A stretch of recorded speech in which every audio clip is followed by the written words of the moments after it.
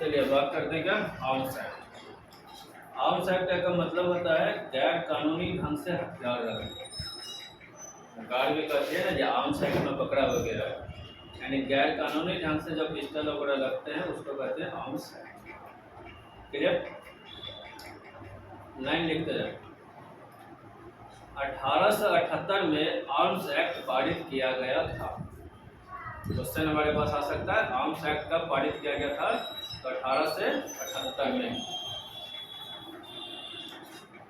जिसके जरिए भारतीय गैर कानूनी ढंग से हथियार नहीं रख सकते। कहने का सेंस है 1878 में जब आर्म्स एक्ट पारित हुआ, इसके बाद भारतीय अपने मन से हथियार नहीं रख सकते। अगर उनको हथियार रखना है तो उनको लाइसेंस लेना पड़ेगा।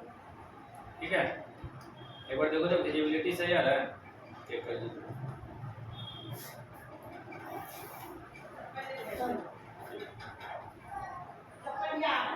दूसरा है वर्नाकुलम एक्ट। ये क्या है?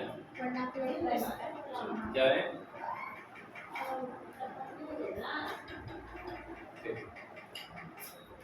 एक होता है प्रेस के ऊपर सेंसरशिप।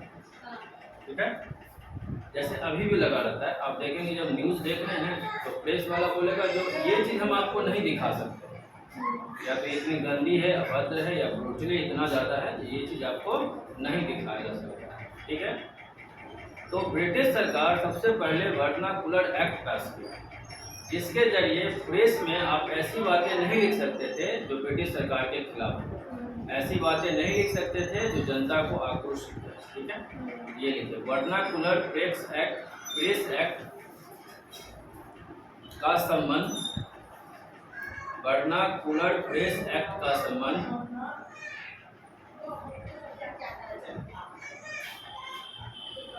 19वीं शताब्दी के समाचार पत्रों के साथ।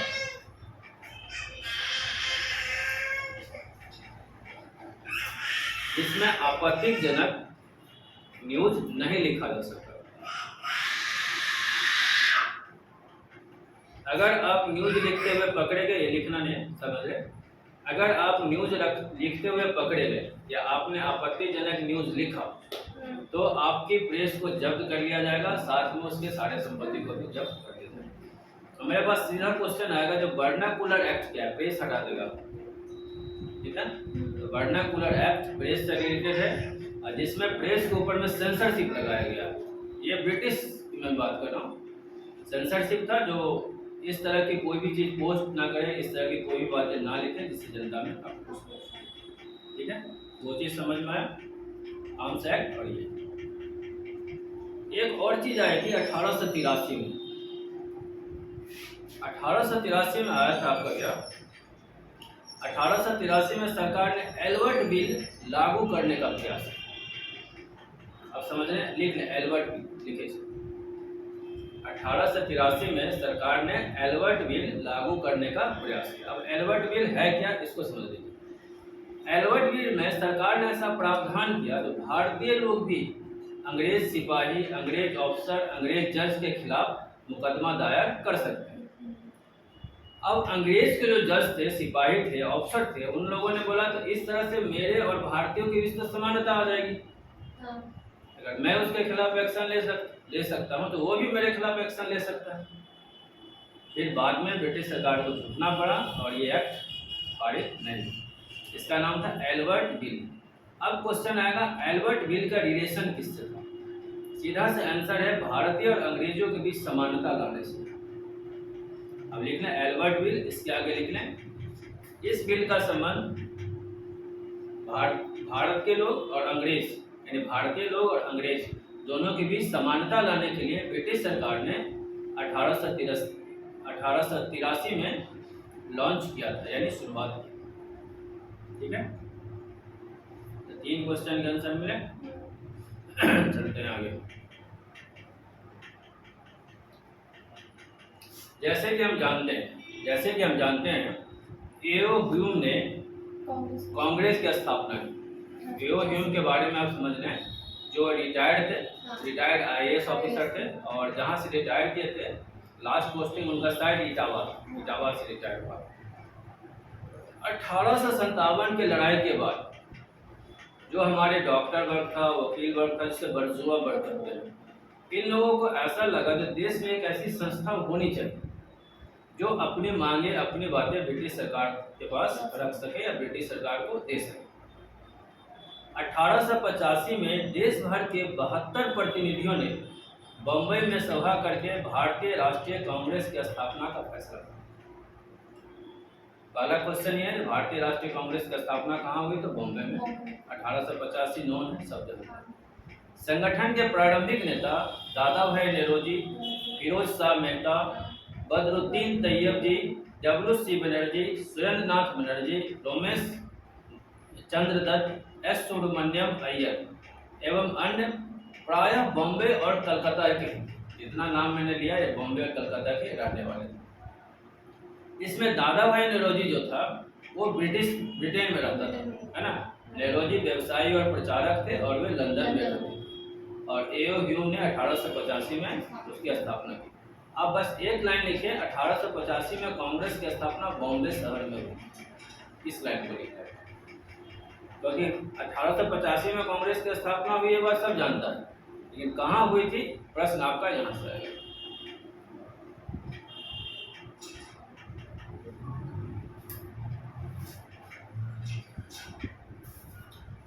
1887 में कांग्रेस के अध्यक्ष कौन थे?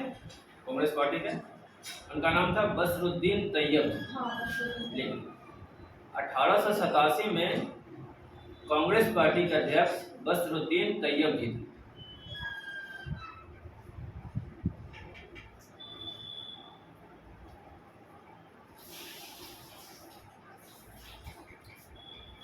देखिए, जब से कांग्रेस की स्थापना हुई उसके बाद हर साल उनका महाधिवेशन होता था। आज भी हो रहा है, तो कांग्रेस पार्टी आज भी कर रही है। तो 85 हुआ, एक साल 86 हुआ और 87 में उसके अध्यक्ष बन गए थे। ठीक है, अब हम चलते हैं, एक पुस्तक है जिसका नाम है poverty and unwritten rule in India. इसके लेखक कौन है? इसको लिख ले आप, याद रहेगा जब। Poverty and un British rule in India के लेखक हैं दादा भाई नौरोजी। क्योंकि जो चीज बुक्स में है वो क्वेश्चन आ सकता है।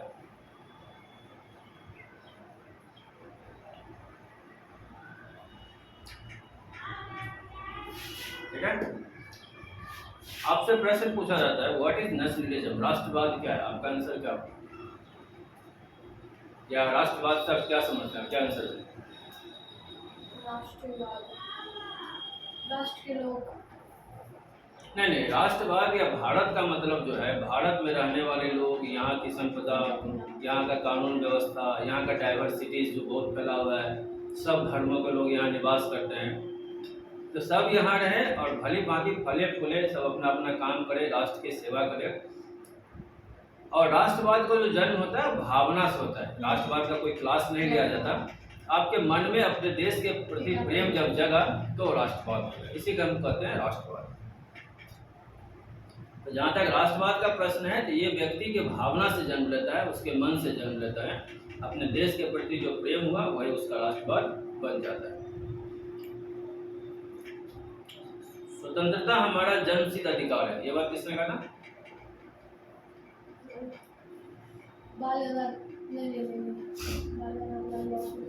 बिल्कुल सही है, बाल गंगाधर तिलक ने नारा दिया, स्वतंत्रता हमारा जन्मसिद्ध अधिकार है और मैं इसे लेकर रहूंगा। ठीक है, तिलक के 3 दोस्त थे, बाल गंगाधर तिलक, लाला लाजपत राय और बिपिन चंद्र पाल। ठीक है, इनको हिस्ट्री में कहा भी जाता है लाल पाल बाल भी कहा जाता है। 1905 में जब बंगाल का विभाजन हुआ तो ब्रिटिश का वाइसराय कौन था? 1905 में जब बंगाल का विभाजन हुआ, यानी बंगाल बिहार से अलग हो गया, तो उस टाइम वाइसराय कौन था? ठीक है, 1905 में वाइसराय कर्जन ने बंगाल का विभाजन कर दिया। ठीक है, 1905 में वाइसराय कर्जन ने बंगाल का विभाजन कर दिया।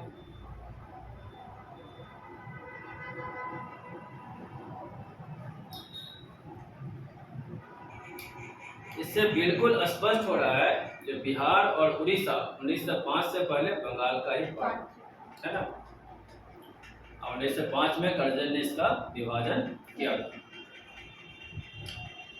इसके साथ एक और चीज जो समझना चाहिए, स्वदेशी आंदोलन का संबंध किसके साथ है? स्वदेशी आंदोलन, आपके पास प्रश्न आ सकता है, इन 4 ऑप्शनों में से स्वदेशी आंदोलन का संबंध किसके साथ है? गांधी जी का स्वदेशी अपनाना। नहीं, गांधी जी के साथ नहीं, इस टाइम गांधी जी है भी नहीं। मैंने दिया स्वदेशी आंदोलन का संबंध किसके साथ है?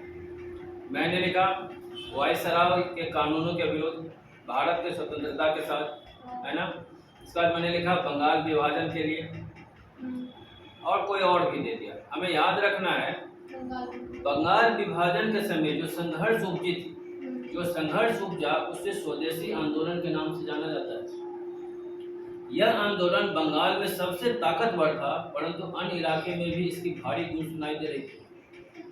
इसका कारण ये था, जब तो बंगाल का विभाजन हुआ तो जो बिहार के लोग या बंगाल के लोग, खास करके जो हिंदू बहुल लोग थे, वे लोग विभाजन नहीं चाहते थे। उसने कर्जन को बहुत ही ज़्यादा विरोध किया था, क्योंकि ब्रिटिश है माना नहीं।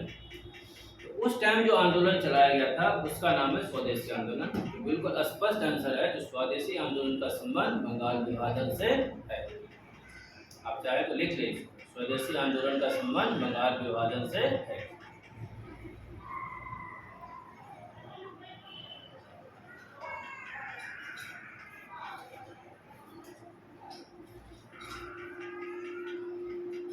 बाल गंगाधर तिलक किस समाचार पत्र के संपादक थे? केसरी ब्रिटिश शासन जो था उसका कट्टर आलोचक है ना। तो केसरी के जो संपादक थे ये बाल गंगाधर तिलक। बिल्कुल से, बाल गंगाधर तिलक कहाँ के रहने वाले थे? महाराष्ट्र।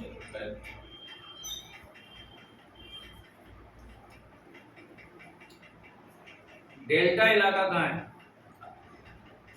एक विद्रोह है वंदे मातरम आंदोलन। वंदे मातरम आंदोलन कहाँ हुआ? हमारे पास एनडीए में क्वेश्चन आता है, जो वंदे मातरम आंदोलन का संबंध किस राज्य से है? बंगाल। नो, बंगाल। अगर मान लीजिए ऐसा क्वेश्चन है हमारे पास, जो वंदे मातरम का संबंध किस राज्य से है? बिहार, बंगाल, कर्नाटक और Andhra. Correct answer is Andhra, है ना, आंध्र प्रदेश। आंध्र प्रदेश के डेल्टा इलाके में वंदे मातरम आंदोलन के नाम से जाना जाता है। वहाँ जो आंदोलन हुआ था तो उसका सबने नाम ही रख दिया था वंदे मातरम, ठीक है। तो वंदे मातरम आंदोलन का संबंध जो है आंध्र प्रदेश के डेल्टा इलाके से लिख लीजिए।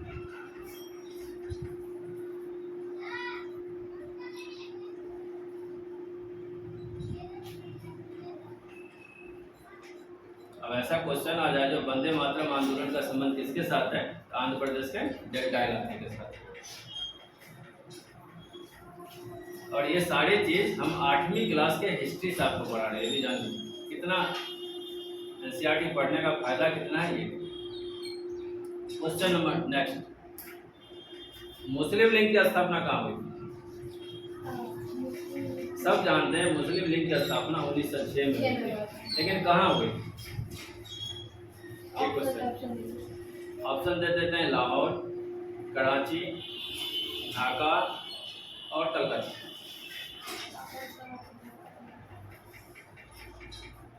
ढाका में नहीं हुआ था, कलकत्ता में नहीं हुआ था, सुन ले 1906 में मुसलमान जमींदारों और नवाबों के एक समूह ने ढाका में ऑल इंडिया मुस्लिम लीग का गठन किया, ठीक है। लीग ने बंगाल विभाजन का समर्थन किया। अगला लाइन सुने, लीग ने बंगाल विभाजन का समर्थन किया। लीग की मांग थी मुसलमानों के लिए अलग निर्वाचिका की व्यवस्था की जाए, और 1909 में सरकार ने इस मांग को मान भी लिया। आराम से इस लाइन को लिखो। अब इसमें 1 मिनट के लिए आपसे क्वेश्चन पूछा जाए। देखिए क्वेश्चन पूछने का तरीका होता है, 1906 में बंगाल विभाजन के दौरान किस संस्था या किस पार्टी ने अंग्रेजों का समर्थन किया? अब हम समझ ही नहीं पाएंगे। हमने स्वदेशी आंदोलन लड़ा, उसके अगेंस्ट में पूरा देश में बोल रहा था नहीं नहीं ऐसा नहीं होना चाहिए। और एक ऐसी संस्था जिसकी स्थापना 1906 में हुई थी, उन्होंने बंगाल विभाजन का जबरदस्त स्वागत किया था। इसका रीज़न ये था, जो पूर्वी बंगाल था वो उस टाइम तक लगभग उसकी आबादी में मुसलमान ज़्यादा थे। उन लोगों ने सोचा चलो अच्छा हुआ जो हमें अलग कर दिया गया। वही पूर्वी बंगाल आज के डेट में बांग्लादेश। ठीक है, इस लाइन को लिख लें। 1906 में मुसलमान जमींदारों और नवाबों के एक समूह ने ढाका में ऑल इंडिया मुस्लिम लीग का गठन किया। ठीक है, और यह लीग बंगाल विभाजन का समर्थन किया, जिसमें अलग निर्वाचिका यानी सदस्य बनना, निर्वाचिका की व्यवस्था की गई। और सरकार ने 1909 में यह मांग मान भी ली, उनको अलग निर्वाचन क्षेत्र देने के लिए मान भी लिया।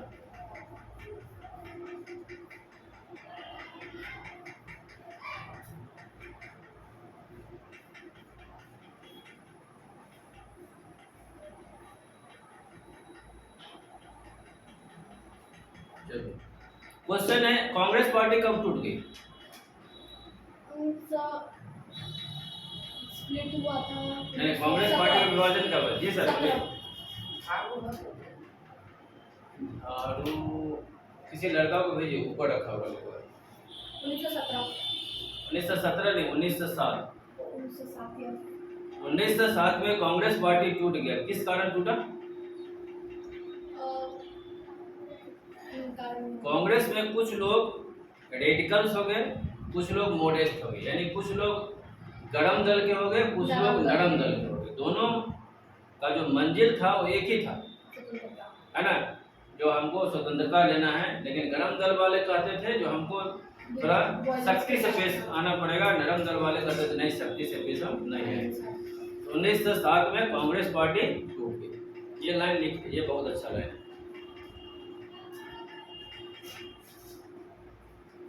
यहाँ ऊपर देखो, ऊपर में इस पे चल जाओ, देखना ऊपर पे गया था। और चलो ना, बेंच के ऊपर चलो ना, मिल गया। 1907 में कांग्रेस पार्टी, ठीक है। अब देखो, अब गांधी जी का दौर यहाँ से शुरू हो जाता है। अब 1915 की हम बात करें, ठीक है। दिसंबर 1915 में दोनों खेमों में एक बार फिर एकता स्थापित हुआ। अगले साल कांग्रेस और मुस्लिम लीग के बीच यानी 1916 में ऐतिहासिक लखनऊ समझौते पर दस्तखत हुए और दोनों संगठनों ने देश के प्रतिनिधि सरकार के गठन के लिए मिलकर काम करने का फैसला किया। अब यहाँ एक क्वेश्चन दिया था, 1915 में गांधी जी भी आए थे, है ना। गांधी जी जब आए तो दोनों खेमों को समझाने में कामयाब हुए। देख भाई, इस तरह से काम नहीं चलेगा, हमें मिलकर काम करना पड़ेगा। हमारे रास्ते भले ही अलग हैं, लेकिन हमारा मंजिल एक है। और गांधी जी जब भारत के राजनीति में आए तो उसने मुस्लिम लीग को भी मना लिया, ठीक है। यहाँ पर दो क्वेश्चन आएगा, जो नरम दल और गरम दल की भी संधि कब हुई? तो 1915 में। और लखनऊ एक्ट में कांग्रेस और मुस्लिम लीग के बीच समझौता हुआ। दो चीज लिखो। 1915 में नरम दल गरम दल, उसमें डाले दोनों खेमों में एक बार फिर एकता स्थापित हुई। और अगले साल 1916 में कांग्रेस और मुस्लिम लीग के बीच ऐतिहासिक समझौता हुआ।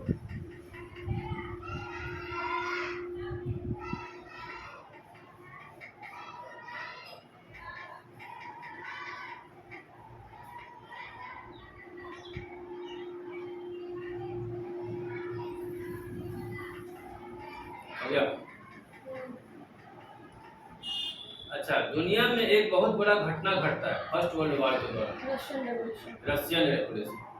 अब यहाँ सोचने वाली बात है, संपूर्ण विश्व दो विचारधारा पे चली। पहला विचारधारा था प्रजातंत्र का, जिसके बारे में हम कह सकते हैं जो प्रजातंत्र का जन्मदाता कौन था ये कोई नहीं बता सकता। हो सकता है परिस्थितियां उसको जन्म दिया हो, लेकिन समाजवाद का जन्मदाता कार्ल मार्क्स थे।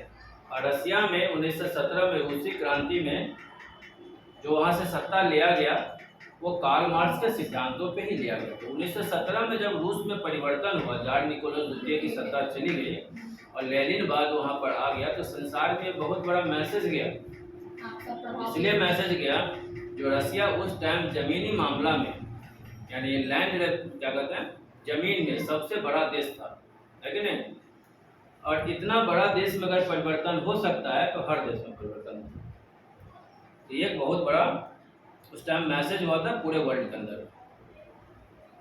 गांधी जी 1895 में एक पार्टी की स्थापना किया था, नटाल पार्टी का स्थापना किया था। इसके पीछे का कारण समझिए, भारत से जब मजदूर उठा करके ले जाता था अंग्रेज, तो नटाल में ही लगता था, जगह का नाम है नटाल। तो गांधी जी ने सोचा जहाँ ज़्यादा भारतीयों के समर्थन हमको वहाँ ज़्यादा मिलेगा, तो वहाँ उसने अंग्रेजों से लड़ने के लिए, लड़ाई के लिए एक पार्टी का स्थापना की जिसका नाम था नटाल पार्टी। इसके बाद वहाँ रंग भेद की जो लड़ाई था, गोरा काला का जो लड़ाई था, वो शांत हुआ और 46 वर्ष की अवस्था में गांधी जी भारत चले गए। और ये आए थे नेहरू जी के आग्रह पे, ये भी याद रखें। क्वेश्चन हमारे पास आ सकता है कि किसके आग्रह पे गांधी जी भारत आए थे, याद रखेंगे नेहरू जी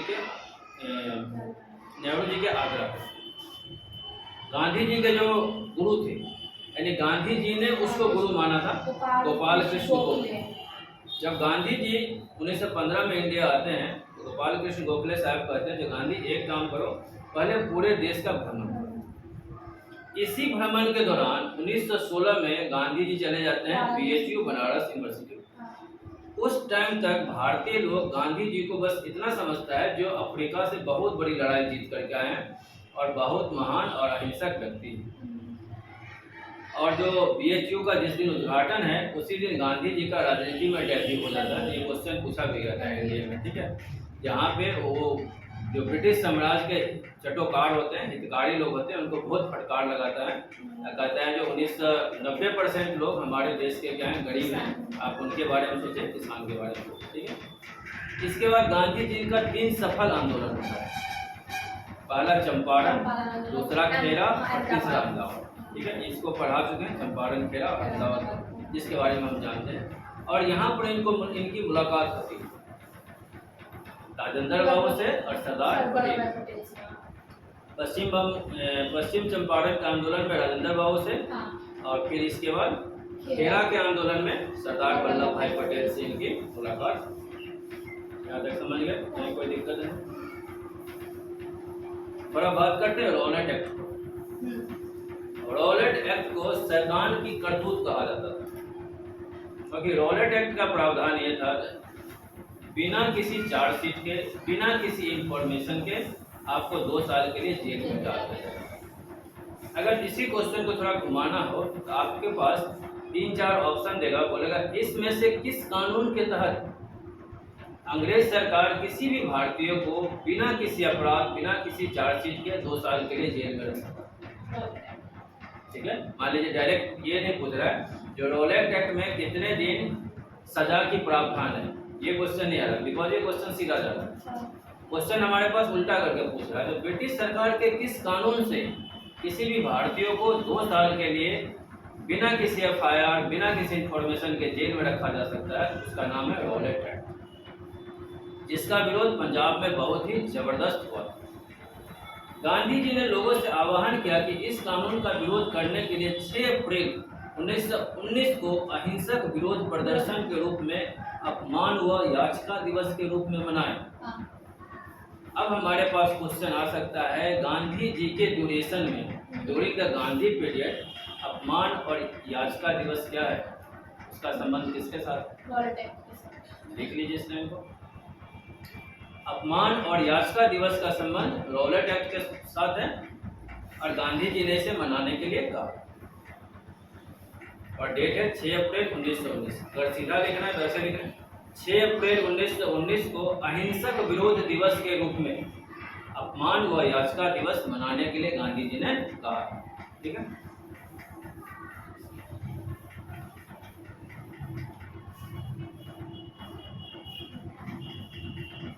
क्वेश्चन हमारे पास इस तरह से भी आ सकता है, अपमान और याचिका दिवस मनाने के लिए किसने कहा?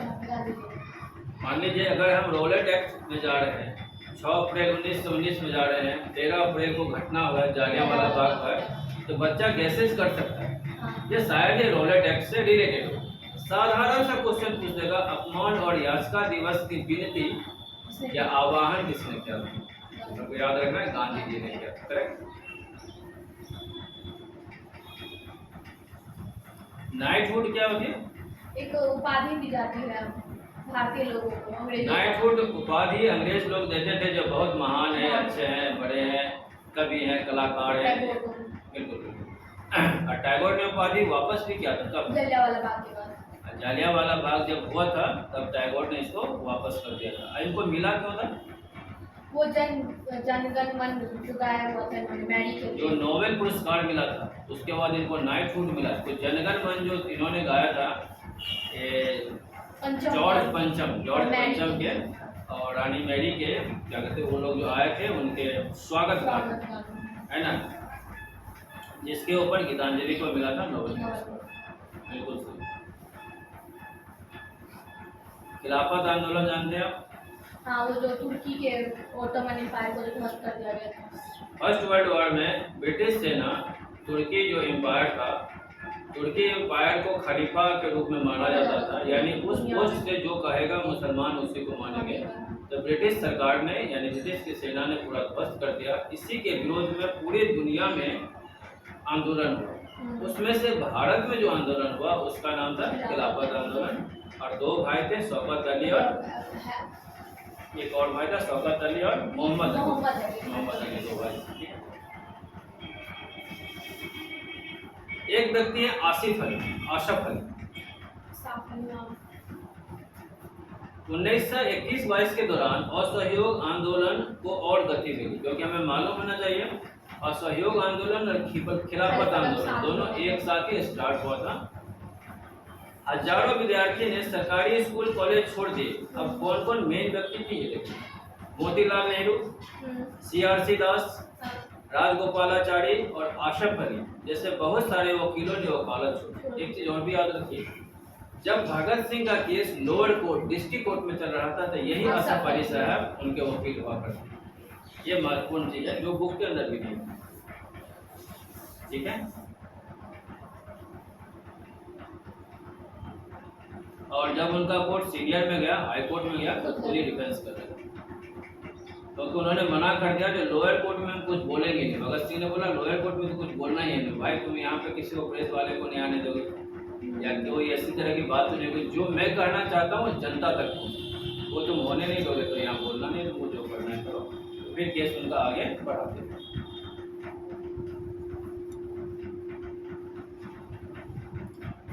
गांधी महाराज की जय, ये नारा किसने लगाया?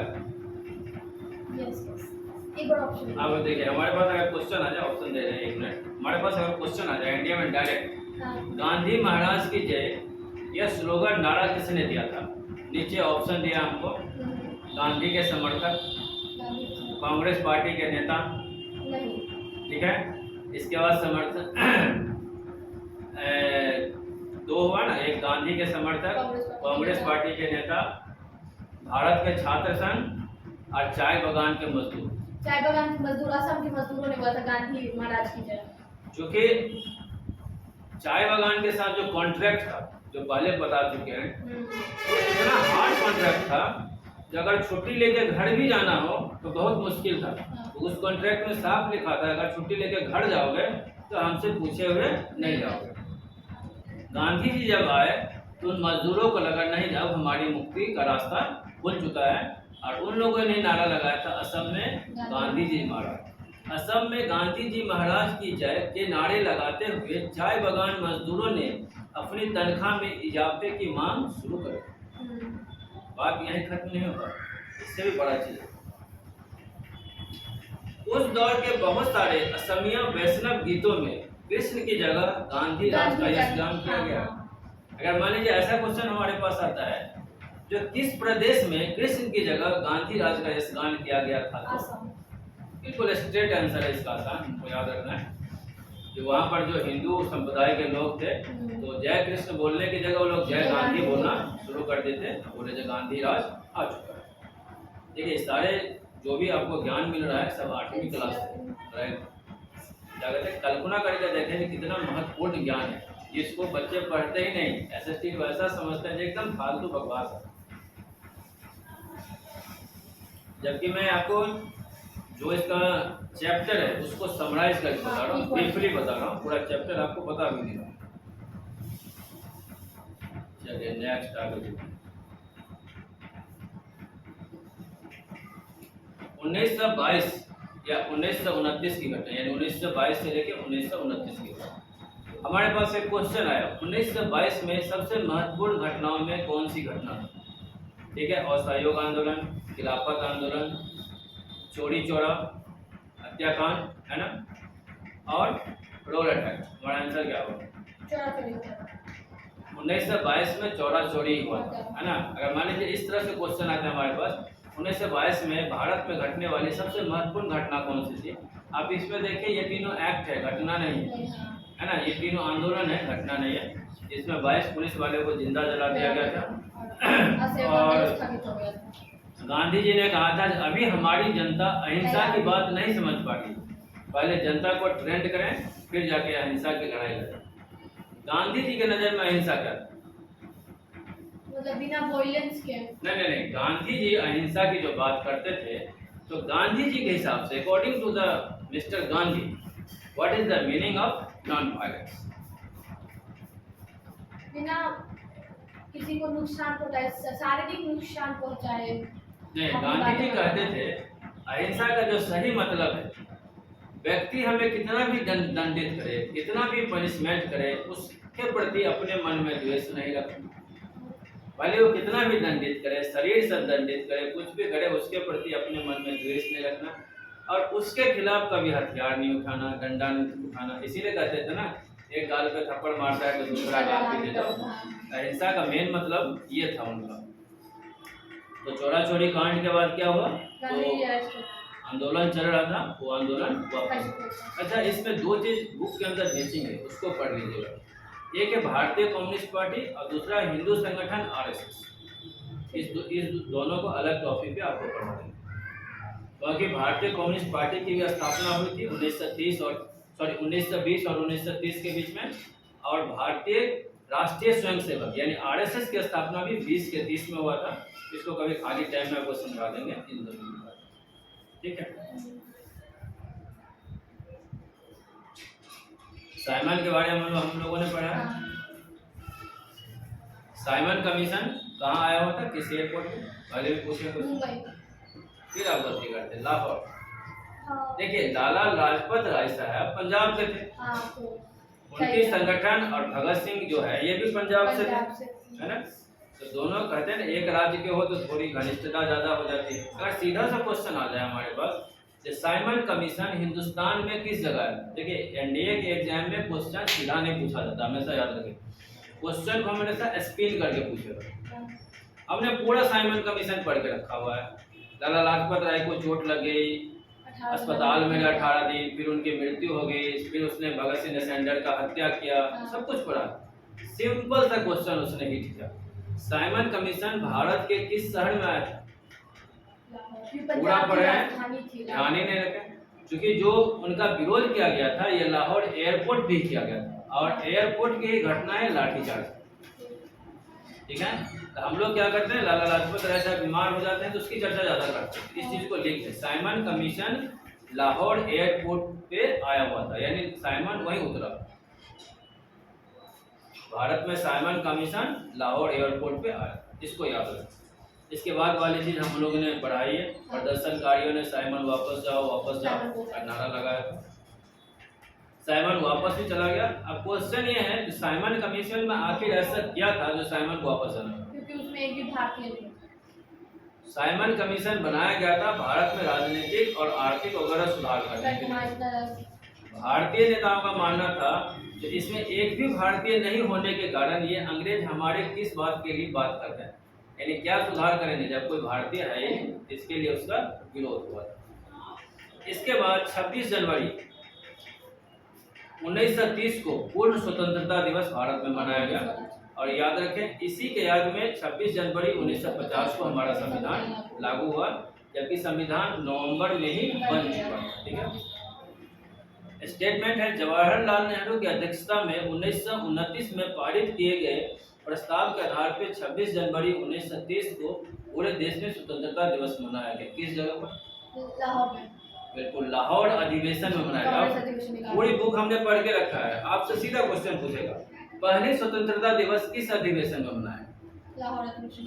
अब पहली स्वतंत्रता दिवस लाहौर अधिवेशन में मनाया गया। जब तक आप इसको डीपली पढ़ के नहीं जाएंगे आप कैसे मना पाएंगे? पहली स्वतंत्रता दिवस से सीधा हमारा दिमाग जाएगा 1947। 1947 से पहले 26 जनवरी 1930 को जवाहरलाल नेहरू ये काम कर चुके। भगत सिंह की एक पार्टी थी जिसका नाम था हिंदुस्तान सोशलिस्ट रिपब्लिक एसोसिएशन। इसकी स्थापना कहाँ हुई? फिरोज शाह कोटला और आज के डेट में वो अरुण जेटली में। दिल्ली। जब भगत सिंह ने असेंबली में बम फेंका तो उनके साथ कौन मित्र थे? दो व्यक्ति थे, एक व्यक्ति थे भगत सिंह, एक ऑप्शन और एक ऑप्शन था राजगुरु बटुकेश्वर दत्त। नहीं गलत, बटुकेश्वर दत्त। इन लोगों को फांसी हुआ था ना, लेकिन बटुकेश्वर दत्त को फांसी नहीं हुआ, उनको आजीवन सजा हुआ। इन तीनों को सैंडर मर्डर केस में फांसी हो गया था। भगत सिंह और इनके जो दो दोस्त थे इनको सैंडर मर्डर केस में हुआ था। बटुकेश्वर दत्त को उम्र कैद हुआ था। असेंबली में जो बम फेंका गया था तो उस समय भगत सिंह के साथ बटुकेश्वर दत्त साहब भी थे। समझ गए हमारी बात? और इसके बाद वो क्या कहते हैं, अपना पिस्टल भी दे देते हैं और खुद को अरेस्ट भी करवा लेते हैं। तो इनके साथ जो था भगत सिंह, राजगुरु और एक व्यक्ति थे सुखदेव। इस तीनों को जो फांसी हुई थी सेंडर मर्डर केस में हुआ था। और भगत सिंह पे असेंबली बम कांड, सेंडर मर्डर केस दोनों का ही केस चल रहा था। असेंबली बम कांड में इनको उम्र कैद हुआ और सेंडर मर्डर केस में इनको फांसी की सजा दी गई। इनके साथ था बटुकेश्वर दत्त, ये हमें याद रखना चाहिए। गांधी जी दांडी कब गए थे? 1930। 6 अप्रैल 1930 को गांधी जी दांडी की यात्रा किए थे, है ना। उनके साथ एक महिला भी थी, सरोजिनी नायडू और कमला भी। सरोजिनी नायडू थी, बिल्कुल करेक्ट। और सरोजिनी नायडू भारतीय राष्ट्रीय कांग्रेस की प्रथम महिला अध्यक्ष भी थी, उसको भी याद रखिएगा। सरोजिनी नायडू भारतीय राष्ट्रीय कांग्रेस की प्रथम महिला अध्यक्ष भी थी। कर्नाटक के अंबाबाई का विवाह 12 साल की उम्र में कर दिया गया। 16 साल की उम्र में वो विधवा हो गई और इसके बाद संपूर्ण जीवन देश आजादी में लगा दी। यही अंबाबाई है। इसका सिंपल सा क्वेश्चन आ सकता है हमारे पास, अंबाबाई का संबंध किस राज्य से? क्योंकि ज्यादा इनका दिखाया नहीं है, हम याद रखेंगे कर्नाटक में होता तो लिख लीजिए। अंबाबाई का संबंध कर्नाटक से।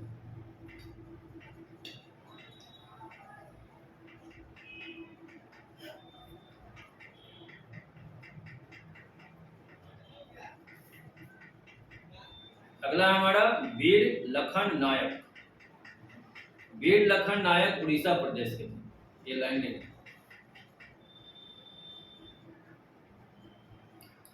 वीर लखन नायक उड़ीसा प्रदेश के जनजातीय समूह के थे। तो वीर लखन नायक अंग्रेजों की अवहेलना करने वाले विख्यात जनजातीय नेता को फांसी पर लटका दिया गया था। समझ गए? तो ज्यादा नहीं आएगा, वीर लखन नायक का नाम बस याद रखो।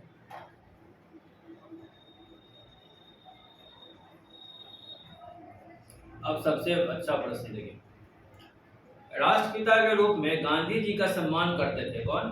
सुभाष चंद्र बोस। आज चर्चा भी होता। जनवरी 1941 में उन्होंने बिना किसी को बताए कलकत्ता छोड़ के चले गए।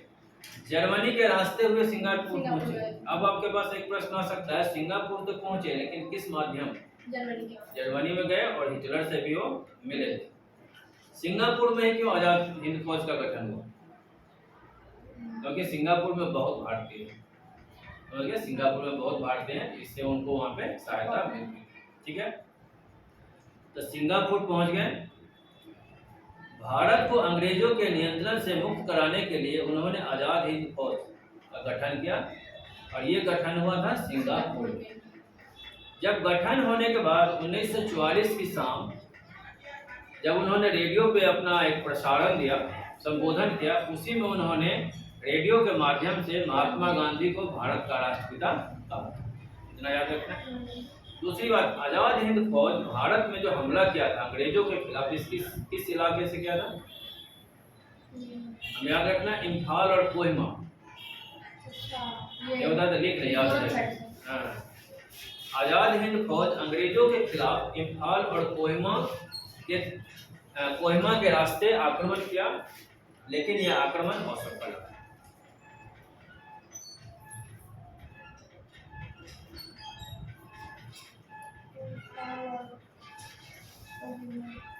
इम्फाल और कोहिमा के रास्ते आक्रमण किया, लेकिन यह आक्रमण असफल रहा। और एक और भी चीज है इसके हिसाब में, अंडमान और निकोबार दोनों दो चीज है, उसको स्वाधीन और एक और बनाया गया था, एक का नाम स्वाधीन रखा और एक का कुछ और भी नाम रिकॉल नहीं कर पा रहे। ये दोनों उस टाइम आजाद हो चुका था 1945 में, और वहाँ पे सुभाष बाबू को 11 देश मुल्क ने इनको मान्यता भी दे दिया था, पैसे भी छप गए थे, लेकिन दुर्भाग्यवश इनकी मृत्यु हो जाती है प्लेन क्रैश में। स्वाधीन और स्वराज, अंडमान निकोबार का जो नाम सुभाष बाबू ने रखा था वो रखा था स्वाधीन और स्वराज। 1945 में भारत का तिरंगा झंडा भी लहराया जाता है उस जगहों पे, और दुर्भाग्यवश भारत का नसीब अच्छा नहीं था जो इनकी मृत्यु हो जाती है। अब हम बात करते हैं मौलाना अब्दुल कलाम के बारे, आज़ाद के बारे में। सबसे पहली बात, ये भारत के पहले शिक्षा मंत्री थे। मौलाना आज़ाद भारत के पहले शिक्षा मंत्री थे। दूसरी बात, इनका जन्म मक्का में हुआ था। एनसीईआरटी की बुक में लिखा है इनका जन्म मक्का में हुआ था। उनके पिताजी बंगाली थे और माँ अरब बोलती थी, ठीक है। लेकिन एक चीज और भी है इनके बारे में जो बुनियादी बातें हैं, इन्होंने मिस्टर जिन्ना का घोर विरोध किया था टू नेशन थ्योरी पे। इनको कहना था कि राष्ट्र का बंटवारा मत करो। उन्होंने जिन्ना के 2 राष्ट्र सिद्धांत का घोर विरोध किया था।